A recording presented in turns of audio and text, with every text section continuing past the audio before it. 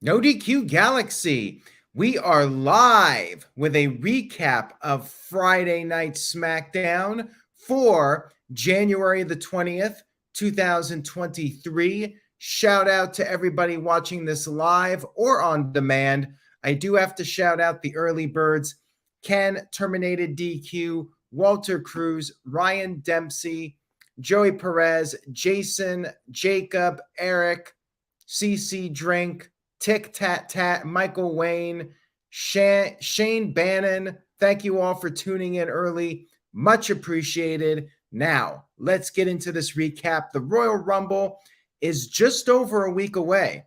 SmackDown this week was in Detroit, Michigan, not too far from where I'm at, Little Caesars Arena. I was not there, but they had a huge turnout for this show. Almost a sellout. They announced something like 14,000 people. I think it was closer to like 12,000, but the upper decks were mostly full. Looked like a packed house on television, so big crowd. Detroit tends to be one of WWE's best markets. AEW drew well there back in June for the Blood and Guts. And we'll see if Detroit gets a major pay-per-view. There have been some rumors about SummerSlam possibly being in Detroit.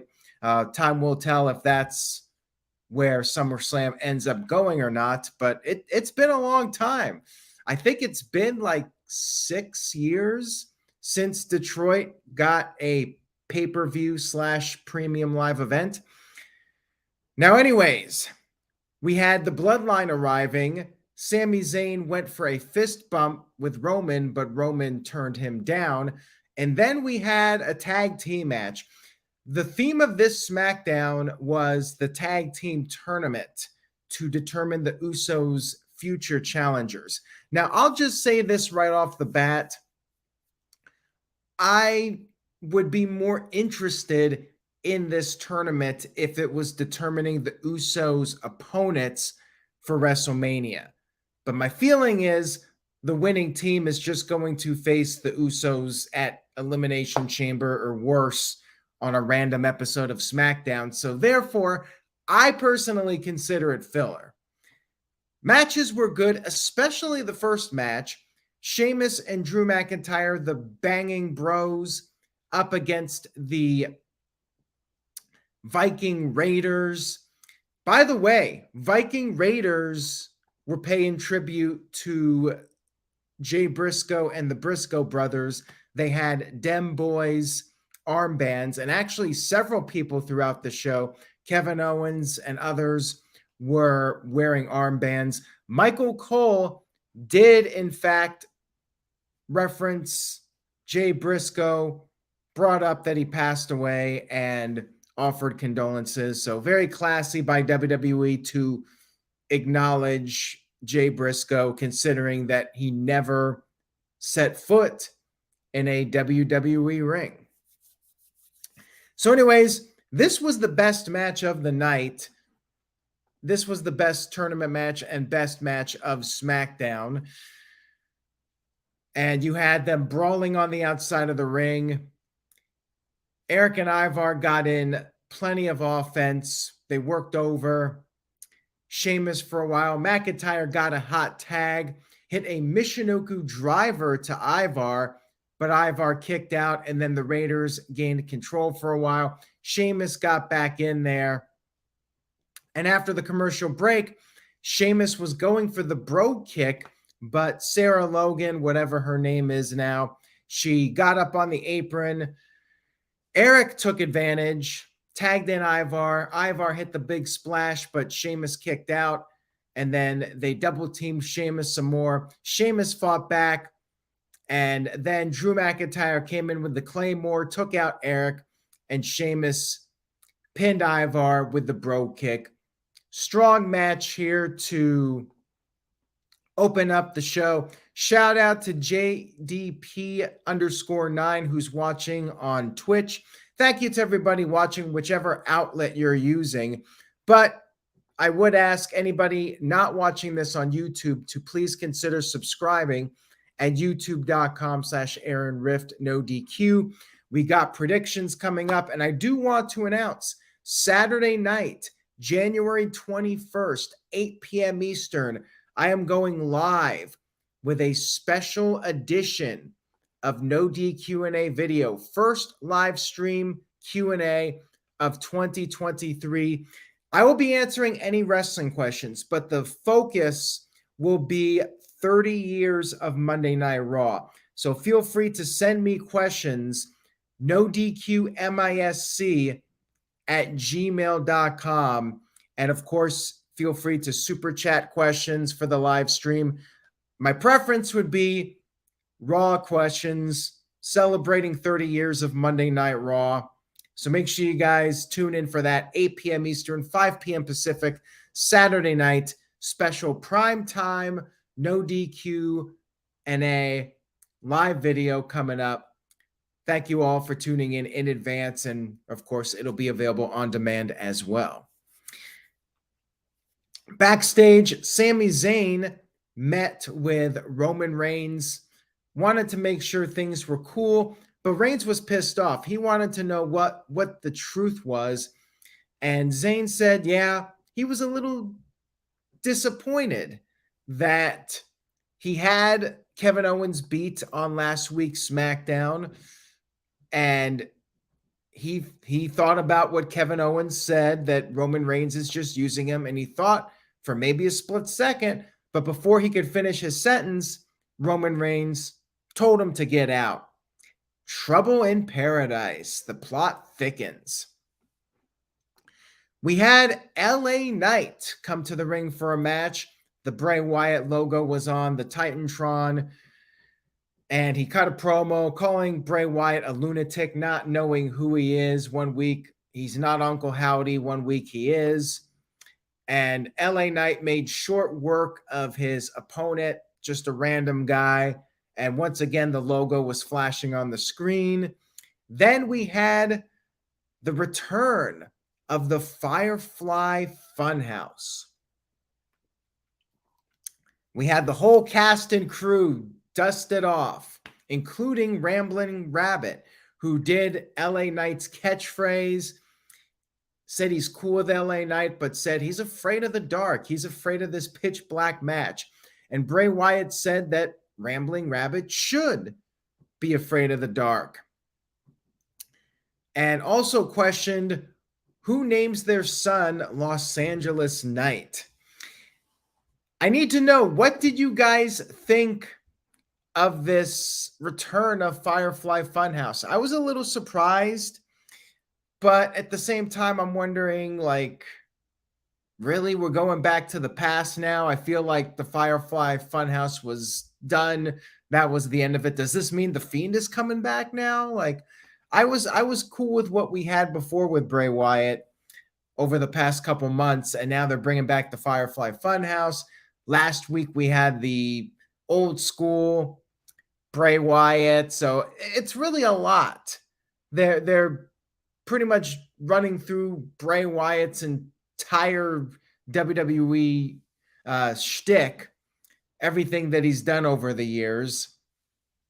So what does it all mean? I mean, honestly, did not really get me all that more excited in this pitch black match. The more that they're doing all of these outside gimmicks, the more concerned I am that this match is going to be a train wreck. That's my fear. Like, I just want to see Bray Wyatt get in there and actually show everybody that he can have a good match. Like, at this point, my fear is that it's going to be like this goofy lighting, and we're not going to be able to see things. They're just going to do special effects. And yeah, I'm kind of dreading the match now. Like, I'm very nervous that they're going to bomb with this match. But apparently it's going to be not false count anywhere, but anything goes. And we'll see. I'm a little worried. Totally honest with you guys. I'm nervous about this match, that it's going to shit the bed. But we'll see. Maybe not. Maybe it'll turn out to be really good. I said it months ago. Like, I just want to see them have a normal match. I wanted to see Bray Wyatt with the over-the-top aspect of the character toned down a little bit, more of a realistic Bray Wyatt. But it feels right now like they're going back to the old Bray Wyatt with all the supernatural effects and everything. So we'll see. Time will tell. Jury is still out. Next up, we had another tag team tournament match. Hit Row versus Los Lotharios. I mean, Lothario's got no entrance. Pretty obvious who was going to win this one. Lotharios did get in a little bit of offense, but a glorified squash match. They did hit some stereo dives, but then B-Fab grabbed Humberto's foot, and Andrade won with a roll-up. They did protect Los Lotharios. Why? I don't know. I mean, to be perfectly honest, like this could have been a quick squash match. Not sure why we needed the interference. And yeah, Hit Row wins, so it is what it is. They move on. They're not winning the tournament. I would be very surprised if they did. We had Braun Strowman cutting a promo for the Royal Rumble. He's in it. Probably not winning. I would say highly unlikely in all likelihood that he wins. Also, Shayna Baszler cut a promo for the Rumble. Highly unlikely that she wins, but hey, you got to try to build up some people for the match, I suppose. Charlotte Flair came to the ring, and she called out Sonya Deville. Sonya Deville showed up, said she deserves a title opportunity. Crowd chanted, "You suck" at her, and Charlotte said that maybe she's not the entitled one and the arrogant one. It's actually Sonya Deville because Sonya already lost and still wants a match. But Charlotte said she'll fight Sonya. Sonya said no because there's nothing in it for her. She wants a title match. And Adam Pearce arrived. Sonya Deville took a cheap shot and then ran away, and that was that. I guess taking a cheap shot at the champ will get you a rematch for the title at the Royal Rumble. Don't really care. Sonya Deville is a filler opponent. Let's be real here. We had Paul Heyman backstage with Roman Reigns saying that he supports Roman Reigns' vision, but maybe it's better to have Sami Zayn in the castle pissing instead of outside the castle pissing in. So, whatever. It was basically saying better to have Sami Zayn with them than against them. But Paul Heyman had to say it in Paul Heyman manner. Moving on here, we had another Lacey Evans video package. She's still a thing. They're really teasing her being like the female Sergeant Slaughter. She's doing the Cobra Clutch now, and she said that's an order, which that was Sergeant Slaughter's old line. And they had a little Twitter exchange a few weeks ago. Maybe Sergeant Slaughter is going to be her manager.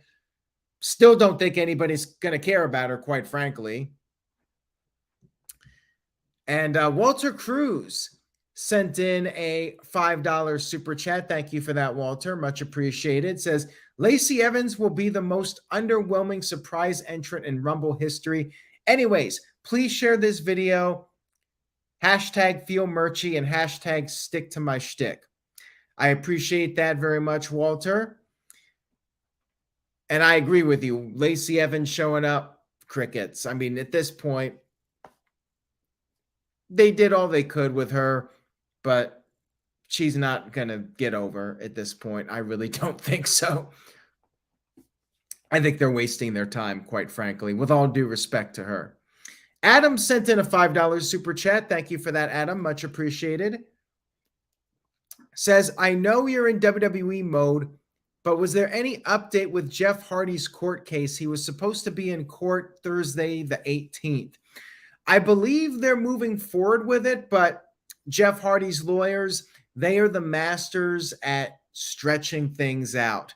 This happens every time Jeff Hardy gets in trouble. You hear about how he's going to have a court date, and then it's continued, and then it's continued again. They have some other court date set up now. for a month or so. They're just dragging it out. That's what the lawyers do.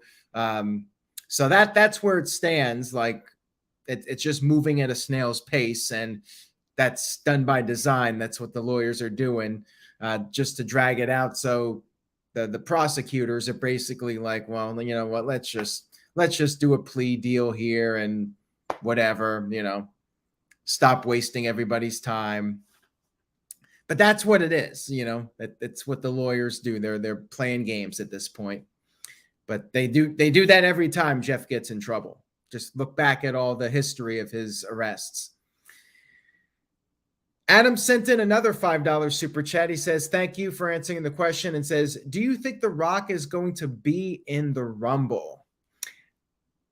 I would be very surprised. Now, everyone's wondering this new report that The Rock doesn't think he can get in ring shape in time for the Royal Rumble. Is that a red herring? Here's what I think.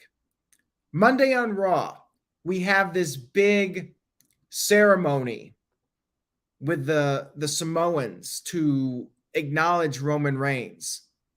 If there's no reference to The Rock whatsoever, no tease, nothing, I don't think he's showing up at WrestleMania. I don't think he's showing up in the Royal Rumble. I would be surprised, even if he does do WrestleMania, I would still be surprised if he shows up at the Rumble. Of course, never say never, but I'm not expecting it. If he does any kind of physicality, I think he's just doing the one WrestleMania match, and that's it. So I would be very surprised if he showed up at the Royal Rumble as a participant, if that's what you're asking. But anyways, back to SmackDown. I'm sure we'll talk more about The Rock on the No DQ review, which will be coming up this Sunday night. And I think there's a better possibility that The Rock is the guest referee. Like, I could see him doing something like that. And people are like, well, wait a minute. The Rock had all this time to get into ring shape. But you guys have to keep in mind, The Rock is a very busy man. He's got the XFL coming up. Maybe he just did not have time to physically prepare. He's in great cosmetic shape, but The Rock, Steve Austin, Bill Goldberg, all the older guys, like, they'll tell you they need time to get into ring shape. When they're not wrestling every week, it's very easy to get out of ring shape, and it takes several months. And if you're somebody like Dwayne Johnson, who is the biggest movie star in the world, he has the XFL, he's got a lot on his plate. But we'll see. Could be a red herring. Time will tell. Back to SmackDown, we had the Brawling Brutes versus Imperium. I love the ring announcing. Samantha Irving does a great job. Dare I say she's the best ring announcer since Howard Finkel. I really think she's tremendous. And the way she says Giovanni da Vinci or Giovanni Vinci, whatever the hell his name is, I can't even try to replicate how she says it, but she does a great job. Fantastic announcer. And the match itself was solid, but nothing special. Nothing like the first match. Ridge Holland got sent into the steel steps, and Imperium worked over Butch for a while, but eventually Ridge was able to get back in the match. But then Vinci hit Butch with a brain buster on the outside, and then Imperium hit the Imperium bomb and picked up the win.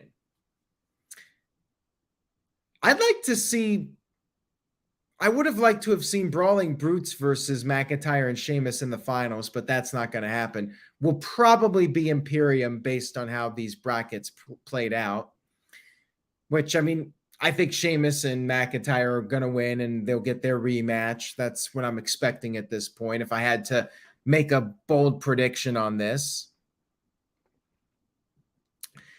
we had Paul Heyman approaching Sami Zayn, saying that Roman Reigns would like to see Sami Zayn.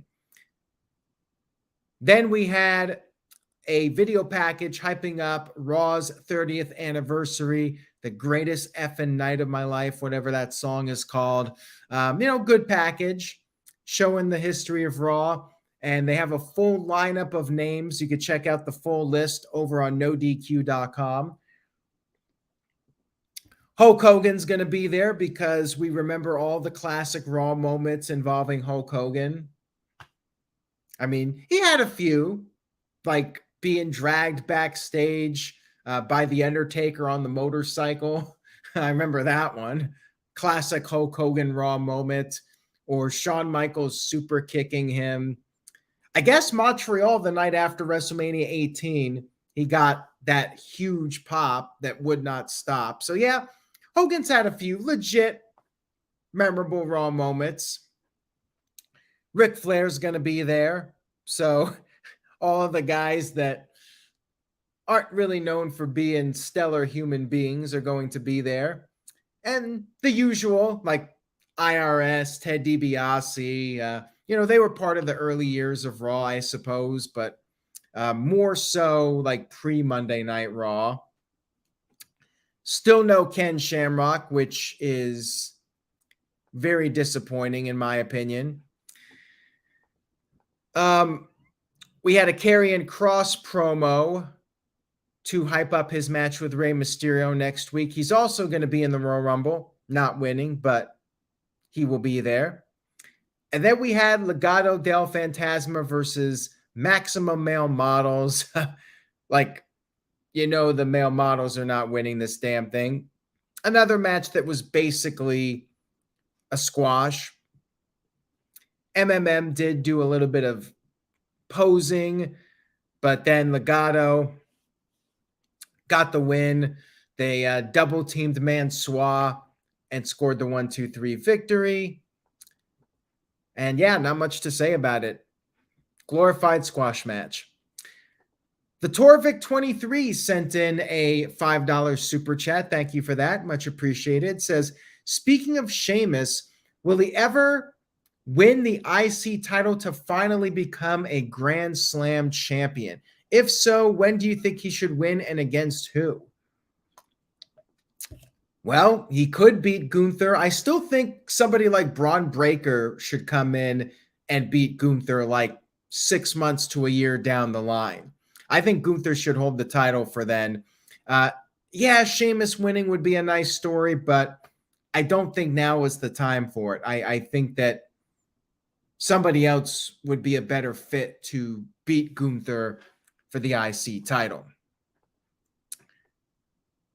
Walter Cruz sent in another $5. Thank you for that, Walter. Much appreciated.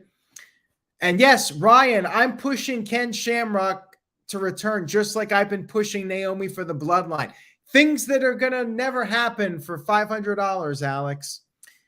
But I'm going to keep the hope. I will keep saying it until I no longer am doing these videos. Walter Cruz said, hard to invest in this tag tournament because we all know the Usos are not losing until Sami Zayn and KO reunite. Then the Usos will lose. We all know it's all filler. 100% agree with that, Walter. That's my take on it. I like the tournaments every now and then, but I do think they're overdone. AEW does them a lot. WWE does them a lot. So it becomes a bit much. And in this case, like, if it was for the WrestleMania match, I'd care more about it, but it's not. So it's just like, well, matches are good. That's all fine and dandy, but yeah, it's filler. It is what it is.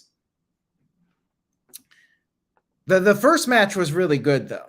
And they got a lot of time. They got like the first half hour of SmackDown for that match. So, it's all nice, but yeah, it's leading to a match where the Usos are almost certainly going to retain.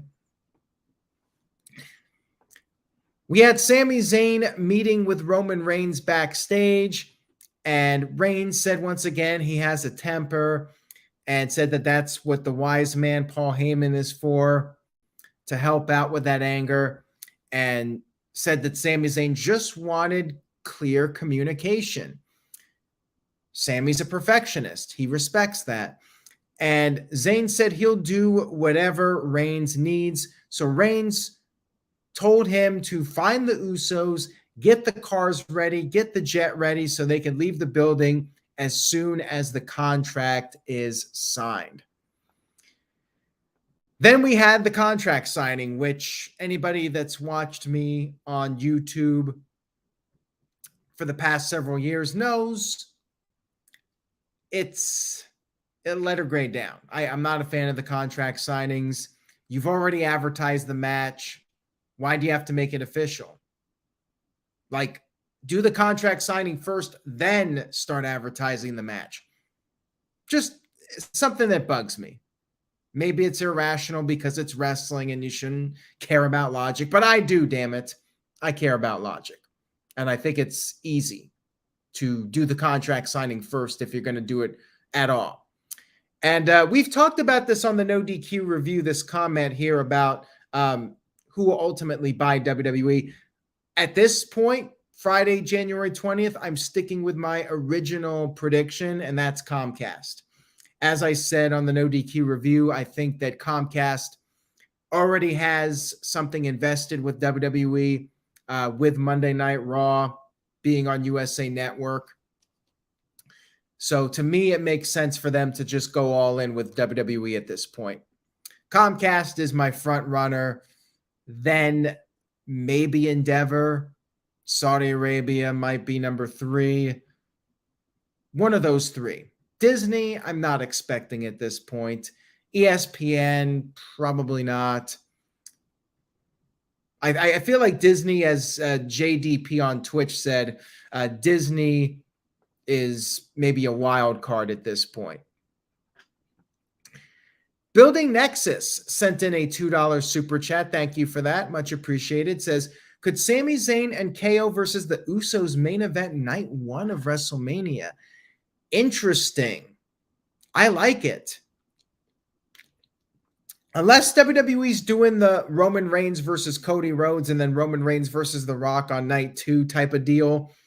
I like that idea a lot. With as much stock as they've put in this storyline, I would be 100% down for that. Now, of course, people would be like, well, what about the women's match? I mean, at this point, I don't really know what would justify being in the main event from the women's division. Just don't see that match. Becky Lynch versus Ronda Rousey, I think would have been a solid match to main event night 1, but doesn't look like they're doing it. Ronda has disappeared. So who even knows if she's coming back at this point? So anyways, contract signing. We did have a quick segment here, which I appreciated. It wasn't the usual talking back and forth, blah, blah, blah. Basically, Kevin Owens just snuck in the ring, attacked Solo Sikoa, stunned Roman Reigns. Usos arrived.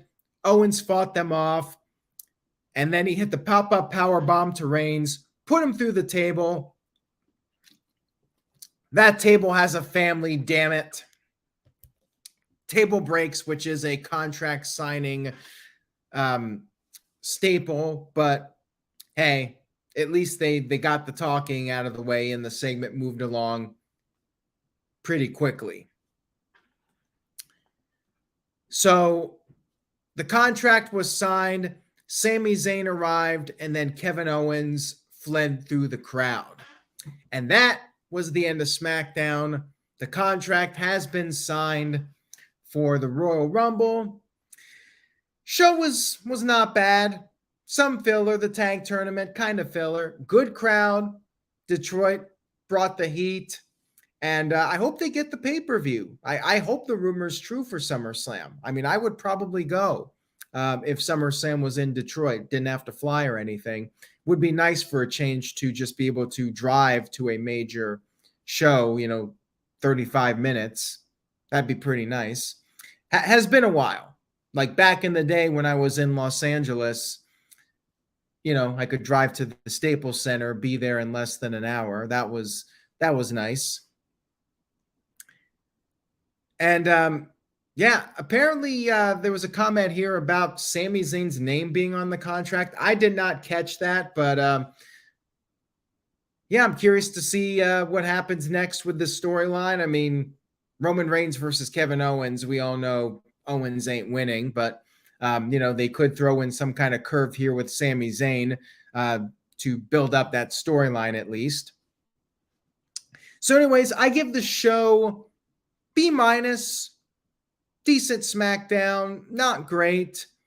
Maybe if there wasn't a contract signing, I would go a little bit higher, but it's just out of principle. And they did do something a little bit different, and I appreciate when they do that to keep it a little bit more interesting. Darren G said maybe Sami Zayn's the referee for the match. You know what? Since we all know Kevin Owens ain't winning, at least that would make it interesting and keep the storyline moving, make you wonder, okay, we know Roman Reigns is winning, but how is he winning and where does this go? Yeah, I'll have to look back on it. I must have missed it. But anyways, B- for the show. And thank you all for watching tonight. Much appreciated. Good turnout in the chat room. I appreciate the comments in the chat room. I could definitely see Sammy as the referee. Torvik23 sent in a $2 super chat. Thank you for that. Says, can Sonya or Shayna Baszler ever be taken serious again? That would be a good tag team. Maybe put them in a tag team. If they were a faction, it could work. It could, but you would need to develop a storyline and maybe have somebody motivate them and do some video packages. It could work. It's possible. I would not give up hope for them at this point, but as of right now, a lot of work needs to be done as far as I'm concerned. So that's it, everybody. Enjoy your weekend, and you know what? I'm going to be streaming this weekend. Saturday night, 8 p.m. Eastern, 5 p.m. Pacific. No DQ&A video live, no DQ misc@gmail.com. Throw me questions. You can super chat questions, which will be much appreciated. We're going to be talking about 30 years of Monday Night Raw, and then Sunday night, 8 p.m. Eastern, 5 p.m. Pacific, no DQ review. So it's going to be a double header this weekend, one weekend before the Royal Rumble. Hope to see you guys for both live streams. And if you have to miss them, I'll be back on Monday. And of course, all these streams are available on demand. So take care, everybody. Have a great weekend. Stay safe out there. Wear your seatbelt and just be on alert. The whole Jay Briscoe thing, it's a sober reminder that life is short and unpredictable. And you could just be driving down the street one day or riding in the car. All it takes is one person who's under the influence or texting on their cell phone. They get distracted and they veer into your lane. And just like that, it can all be over. So enjoy every day. Make the most of every day that you have. Tell your friends and family you love them every day. And just be on alert. Don't live in fear, but be vigilant and pay attention to your surroundings. And just stay safe. Take care, everybody. Enjoy your weekend. Like I said, say yes to NoDQ.com, and I will see you all next time.